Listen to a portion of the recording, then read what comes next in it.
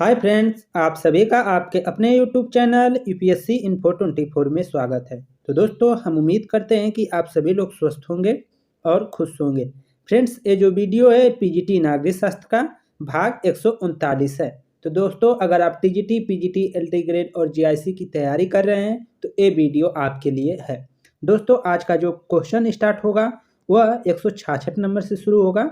Question है friends, इस video का पहला नंबर, भारत में किन परिस्थितियों में नागरिकों के विचार और अभिव्यक्ति की स्वतंत्रता पर प्रतिबंध लगाए जा सकते हैं। ऑप्शन 1 है राज्य की सुरक्षा और विदेशी राज्यों के साथ मैत्रिक संबंधों के हित में। 2 ऑप्शन है बी, लोक व्यवस्था और शिष्टाचार या सदाचार के हित में। ऑप्शन सी है न्यायालय अपमान और मानहानि में। तो न्यायालय के अपमान या मानहानि में। डी ऑप्शन है उपयुक्त सभी। तो दोस्तों, उपयुक्त जो है सभी के आधार पे क्या किया जा सकता है, नागरिक के विचारों और अभिव्यक्ति की स्वतंत्रता पर प्रतिबंध लगाए जा सकते हैं। आगे देखते हैं 167 नंबर क्वेश्चन है, भारतीय राज्य के नीति निदेशक तत्वों से संबंधित संविधान का 42वां संविधान संशोधन यह महत्वपूर्ण कदम है।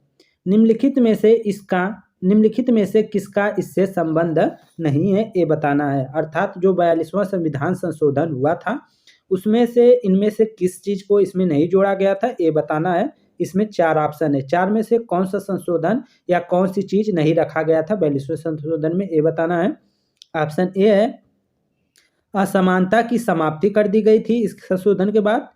बी है प्रबंधन में मजदूरों की भागीदारी सुनिश्चित की गई थी। सी है मुक्त कानूनी सहायता। और डी है बच्चों की शोषण से सुरक्षा। तो क्या किया गया था दोस्तों और क्या नहीं किया गया था, तो इसमें आप देखेंगे तो ये बताना है कि 42वें संविधान संशोधन से कौन सा संबंध नहीं है, किसका संबंध नहीं है। तो ऑप्शन ए सही हो जाएगा दोस्तों।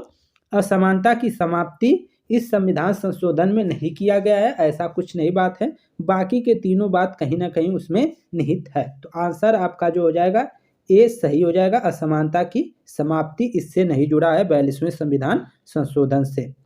आगे देखते हैं, अगला क्वेश्चन है 168 नंबर, भारत में महाभियोग की प्रक्रिया पूरी होने पर राष्ट्रपति को कब से पदच्युत समझा जा सकता है। तो ऑप्शन 1 है महाभियोग का प्रस्ताव लाने के दिन से। ऑप्शन बी है महाभियोग का प्रस्ताव संसद द्वारा स्वीकृति होने वाले दिन से। ऑप्शन सी है संसद द्वारा पारित महाभियोग प्रस्ताव को उपराष्ट्रपति से मिलने वाले संस्तुति के दिन से। ऑप्शन डी है संसद द्वारा निर्धारित दिन से। तो आंसर क्या हो जाएगा दोस्तों, तो इसका जो आंसर हो जाएगा 168 का बी सही हो जाएगा। महाभियोग का प्रस्ताव संसद द्वारा स्वीकृत होने वाले दिन से। तो आंसर आपका बी सही है। तो भारत में महाभियोग की प्रक्रिया पूरी होने पर राष्ट्रपति को कब से पदच्युत समझा जाएगा, तो वो समझा जाएगा महाभियोग का प्रस्ताव संसद द्वारा जब स्वीकृति होने के वाले दिन से ही समझा जाएगा कि वो क्या है, अपने पद से मुक्त हो गए हैं, पद से हट गए हैं, ऐसा समझा जाएगा। तो ऑप्शन बी सही है। आगे देखते हैं 169 नंबर क्वेश्चन है, किस आरोप के तहत राष्ट्रपति पर महाभियोग का प्रस्ताव लाया जा सकता है। किस आरोप के तहत राष्ट्रपति पर महाभियोग का प्रस्ताव लाया जा सकता है। ऑप्शन ए है कर्तव्य की अवहेलना पर। ऑप्शन बी है दंडिक अपराध पर। ऑप्शन सी है संविधान का अतिक्रमण पर। ऑप्शन डी है चोरी पर। तो किस पे उनको महाभियोग का प्रस्ताव लाया जा सकता है, तो वो हो जाएगा सी संविधान का अतिक्रमण। अगर राष्ट्रपति द्वारा संविधान का अतिक्रमण किया जा रहा है तो महाभियोग का प्रस्ताव लाया जा सकता है। तो ऑप्शन आपका 169 का सी सही हो जाएगा। आगे देखते हैं दोस्तों 170 नंबर क्वेश्चन, भारत में राष्ट्रपति एवं उपराष्ट्रपति का निर्वाचन संबंधी अधिनियम कब बना। क्वेश्चन क्या है कि भारत में राष्ट्रपति एवं उपराष्ट्रपति का निर्वाचन संबंधी अधिनियम कब बना। ऑप्शन ए है 1974 में। ऑप्शन बी है 1967 में। ऑप्शन डी है ऑप्शन सी है 1966 में और ऑप्शन डी है आपका 1955 में। तो आंसर क्या हो जाएगा दोस्तों? 1974 में हो जाएगा। तो भारत में राष्ट्रपति एवं उपराष्ट्रपति का निर्वाचन संबंधी अधिनियम कब बना? तो आंसर हो जाएगा 1974। 170 का आंसर ए सही हो जाएगा।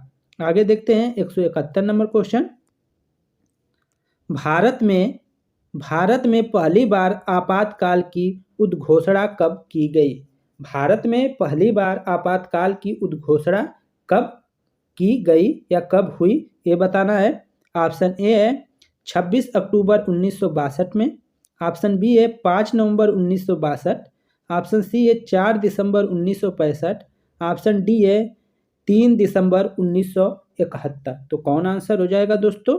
तो 171 का ए ऑप्शन सही हो जाएगा। 26 अक्टूबर 1962, 26 अक्टूबर 1962 को पहली बार आपातकाल की घोषणा की गई भारत में। आगे देखते हैं 172 नंबर क्वेश्चन। भारतीय राष्ट्रपति ने पहली बार आपातकाल की उद्घोषणा कब वापस लिया? कब वापस लिया ये बताना है आपको। 4 मई 1963 को, 24 जनवरी 1966 को, 18 अगस्त 1967 को, 10 जनवरी 1968 को। तो आंसर हो जाएगा दोस्तों 172 का आपका डी सही हो जाएगा। 10 जनवरी 1968 को कितना हो जाएगा? 10 जनवरी 1968 को क्या किया गया था? तो राष्ट्रपति द्वारा पहली बार क्या है, आपातकाल की जो घोषणा थी उसको वापस ले लिया गया था। तो इसको आप याद रखेंगे। आगे चलते हैं दोस्तों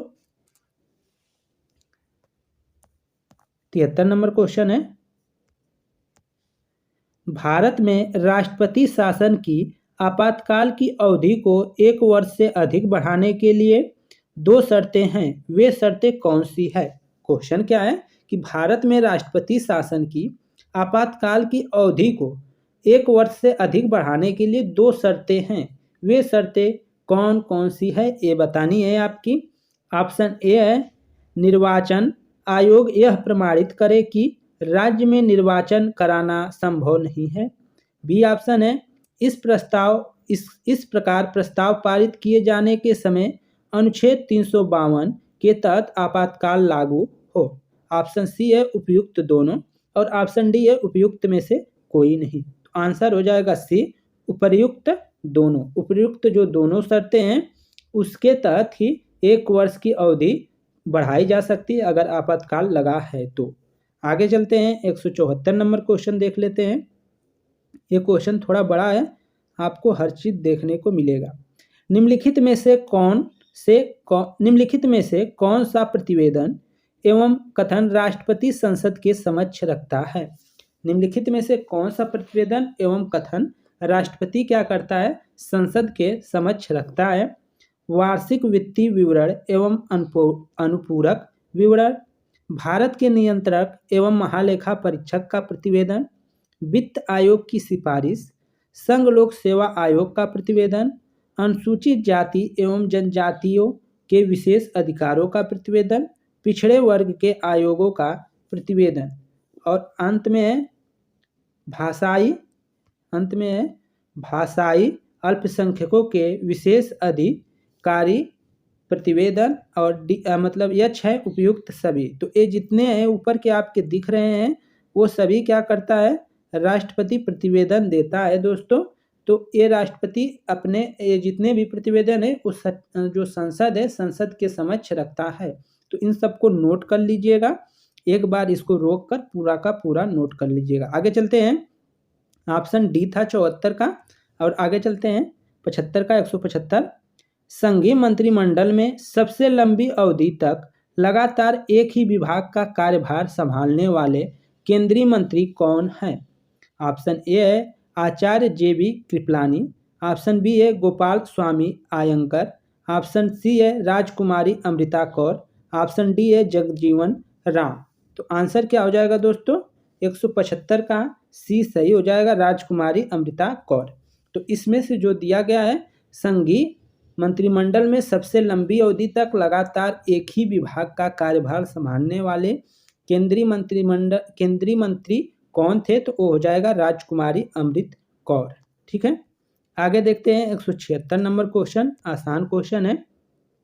भारतीय संसद के घटक कौन है? अंग बताना है कि भारतीय संसद के संघटक अंग कौन है। लोकसभा, राज्यसभा और राष्ट्रपति। ऑप्शन ए ये आपका सही हो जाएगा। ये आसान क्वेश्चन है, आप सभी को मालूम होगा। लोकसभा, राज्यसभा और राष्ट्रपति को मिलाकर ही संसद बनता है, तो 176 का आंसर ए सही हो जाएगा। आगे चलते हैं 177 नंबर क्वेश्चन देखते हैं। भारत में राज्यसभा को ऐसा कौन सा विशेषाधिकार प्राप्त है जो लोकसभा को नहीं है? ऑप्शन ए है राष्ट्रपति व उपराष्ट्रपति के निर्वाचन में भाग नहीं लेना। ऑप्शन बी है साधारण विधेयक को पारित समझना। ऑप्शन सी है राज्य सूची के किसी विषय को राष्ट्रीय महत्व का घोषित करना। ऑप्शन डी है वित्तीय विधेयक पर विचार करना। तो आंसर आपका सी सही हो जाएगा। राज्य सूची के किसी भी विषय को राष्ट्रीय महत्व को का घोषित करना ही क्या है? राज्यसभा का विशेषाधिकार है। यह विशेषाधिकार लोकसभा को नहीं प्राप्त है। ऑप्शन सी सही है। आगे देखते हैं 178 नंबर क्वेश्चन। भारतीय संसद की सबसे बड़ी समिति कौन सी है? भारतीय संसद की सबसे बड़ी समिति कौन सी है? ऑप्शन ए है लोक लेखा समिति, अनुमान समिति, लोक व्यवसाय समिति, याचिका समिति। तो आंसर आप लोग को दिख गया होगा। इसका आंसर हो जाएगा दोस्तों ए लोक लेखा समिति। भारतीय संसद की सबसे बड़ी समिति कौन सी है? तो आंसर हो जाएगा लोक लेखा समिति। आगे चलते हैं, अगला क्वेश्चन 79 क्वेश्चन है फ्रेंड्स। भारतीय संविधान के अनुच्छेद 368 से संबंधित निम्नलिखित कथनों पर विचार कीजिए। भारतीय संविधान के अनुच्छेद 368 से संबंधित निम्नलिखित कथनों पर विचार करना है। ऑप्शन ए कह रहा है कि दोनों सदन के बीच गतिरोध की स्थिति से में संविधान संशोधन विधेयक संसद के संयुक्त सत्र में पारित किए जा सकते हैं। दो कह रहा है कथन भारत के राष्ट्रपति के लिए अनुच्छेद 368 के अधीन पारित संविधान संशोधन विधेयक पर अपनी अनुमति देना बाध्यकारी है। सी मतलब तीसरा कथन है कि संविधान की 7वीं अनुसूची के संशोधन के लिए राज्य विधानमंडलों के आधा से अधिक संपुष्टि आवश्यक है। और फोर कथन है कि संविधान संशोधन का प्रस्ताव लोकसभा में लाया जा सकता है और इनमें कौन कौन से सही है। मतलब अब इनमें कौन कौन से सही है ये आपको बताना है। तो आपका जो ऑप्शन दिया है 1 और 2 कथन सही है, 1 और 3 सही है, 2 और 3 सही है और आखिरी दिया है 1, 2 और 3 सही है। तो कौन सा हो जाएगा दोस्तों? तो इसका जो आंसर हो जाएगा 169 का आंसर सी सही हो जाएगा दोस्तों। 2 और 3 सही है, 2 और 3 क्या है? सही है, बाकी के दोनों गलत हैं। तो आप इसको नोट कर लीजिएगा। आगे चलते हैं 180 नंबर क्वेश्चन। फ्रांसीसी दल में सबसे पुराना दल जो अब विकसित हो गया है। फ्रांसीसी दल में सबसे पुराना दल जो अब विकसित हो गया है उसका क्या नाम है? गालिस्ट पार्टी, साम्य पार्टी, रेडिकल पार्टी, साम्यवादी पार्टी। तो आंसर क्या हो जाएगा दोस्तों? सी सही हो जाएगा, रेडिकल पार्टी। फ्रांसीसी दल में सबसे पुराना दल जो अब विकसित हो गया है तो उसका नाम है रेडिकल पार्टी। तो दोस्तों ये थे 15 क्वेश्चन और ये क्वेश्चन यहीं पे समाप्त होते हैं। दोस्तों हम उम्मीद करते हैं कि ये वीडियो आप लोग को पसंद आई होगी। अगर वीडियो पसंद आई है तो प्लीज़ वीडियो को लाइक कर दें और चैनल पे नए हैं तो चैनल को ज़रूर सब्सक्राइब कर लें। दोस्तों धन्यवाद, नमस्कार।